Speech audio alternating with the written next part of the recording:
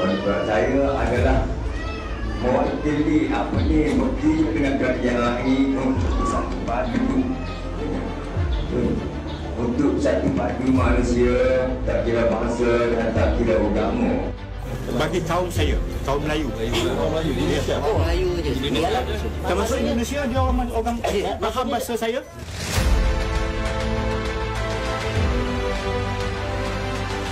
Akidah Ahli Sunnah wal Jamaah merupakan pegangan dominan umat Islam di seluruh dunia, termasuk di Malaysia. Malaysia di antara negara-negara Islam yang telah menetapkan bahawa pegangan rasmi masyarakat Islam di negara ini adalah berlandaskan pada akidah dan fatwa-fatwa akidah Ahli Sunnah wal Jamaah. Namun, Islam dan umatnya tidak pernah sunyi daripada ancaman dan cubaan yang mengganggu-gugat kesucian pegangan manhaj Ahli Sunnah wal Jamaah dari segi akidah, syariah dan akhlak penganutnya. Penularan ajaran sesat khususnya di Malaysia jika diperhalusi bukan sahaja datang daripada musuh Islam yang nyata, tetapi juga dari cubaan mengeliru dan menyelewengkan umat Islam dengan menggunakan nama Islam yang kononnya demi menjaga kesucian agama ini. Kelemahan menangkis pengaruh budaya barat adalah antara faktor penyebaran ajaran sesat berleluasa. Jadi, video kali ini kita akan melihat bagaimana ajaran sesat berlaku di Malaysia. Teruskan menonton. Maksud ajaran sesat. Ajaran sesat didefinisikan sebagai sebarang ajaran yang didukung oleh orang Islam ataupun bukan Islam, sedangkan ia bertentangan dengan Al-Quran, As-Sunnah, Ijma' dan Qiyas, serta bercanggah dengan pegangan atau fatwa-fatwa Ahli Sunnah wal Jamaah dari sudut akidah, syariat dan akhlak. Ajaran sesat mempunyai ruang lingkup yang amat luas, sama ada sesat dari sudut kepercayaan atau akidah, sesat dari sudut pengamalan atau syariat, dan sesat dari sudut akhlak atau pengabdian antara hamba bersama Tuhannya. Sejarah ajaran sesat. Sekiranya diperhalusi, kebanyakan ajaran sesat yang menyeleweng daripada Islam muncul selepas Nabi Muhammad SAW adalah dengan dakwaan sebagai Nabi ataupun Rasul. Ini kerana masyarakat Arab melihat dakwaan sebagai Nabi atau Rasul adalah sebagai bentuk baharu dalam mendapatkan pengikut dan kedudukan. Sebagaimana kita ketahui, masyarakat Arab hidup dalam kelompok dan kabilah. Ketua atau pemimpin kelompok atau kabilah biasanya individu yang paling berpengaruh kedudukannya sama ada dari keluarga terhormat, ternama atau berharta. Justru, dakwaan sebagai Nabi ketika itu dilihat sebagai bentuk baharu dalam mendapatkan pengikut dan kedudukan. Di Malaysia, ajaran sesat telah mula dikesan bergerak sebelum tahun 1950-an lagi. Kebanyakan ajaran sesat bergerak secara senyap-senyap atau tanpa disedari menyebabkan ia sukar dikesan dan dibantras oleh pihak berkuasa agama dengan lebih awal. Ajaran sesat dipercayai dibawa masuk oleh penganut-penganut dari negara-negara asal timbulnya ajaran sesat tersebut atau rakyat tempatan yang kembali semula ke Malaysia setelah belajar atau menetap di luar negara. Ajaran sesat yang popular di Malaysia. Ajaran Taslim. Ajaran Taslim diasaskan pada tahun 1870-an oleh Haji Muhammad bin Syafi'i yang juga dikenali sebagai Haji Muhammad Matahari. Antara penyelewengan ajaran ini ialah membuat peraturan sendiri termasuklah puasa dan solat hanya dengan niat tanpa amalan dan menunaikan haji bukan di Mekah tetapi di kampung tersebut. Haji Muhammad Matahari juga menggelar dirinya sebagai pengganti Rasulullah setelah baginda wafat. Ajaran ini turut mengamalkan nikah batin yang secara langsung membenarkan penzinaan melalui konsep ini. Kerajaan Langit.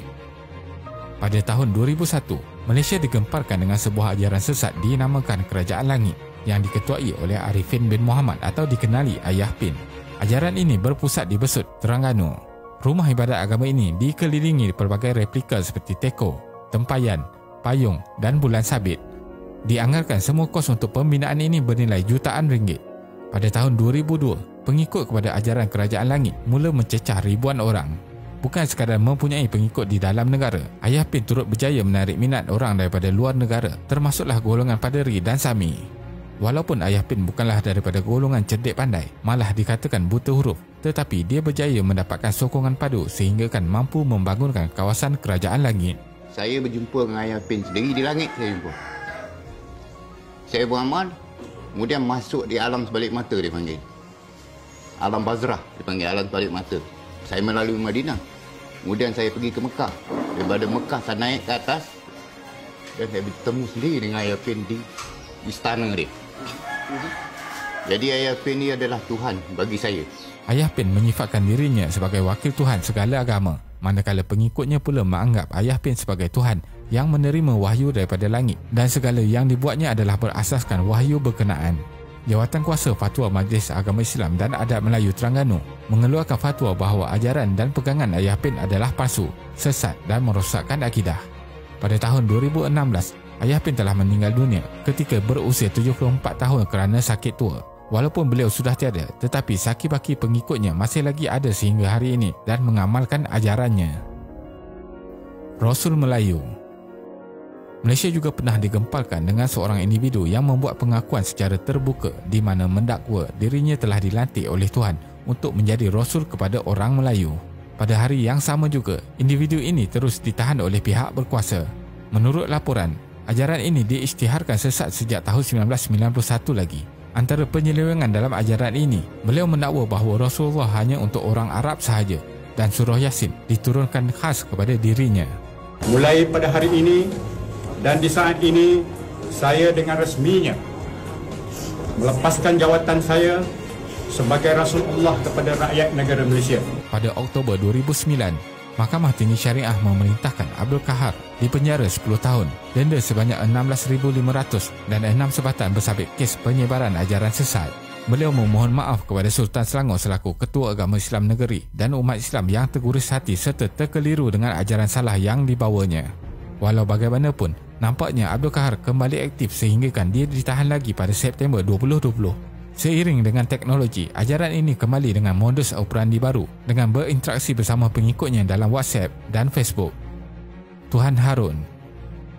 Nama sebenar pengasas ajaran ini ialah Harun bin Mat Saad.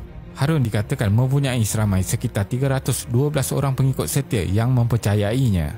Pengikutnya terdiri daripada berbagai latar belakang sama ada muda atau tua, bekerja atau penganggur, berpendidikan tinggi atau tidak. Semuanya diambil sebagai pengikut kumpulan ini.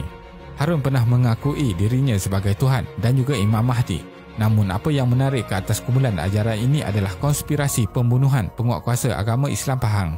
Walaupun begitu, Harun meninggal dunia pada Ogos 2016 disebabkan masalah pernafasan.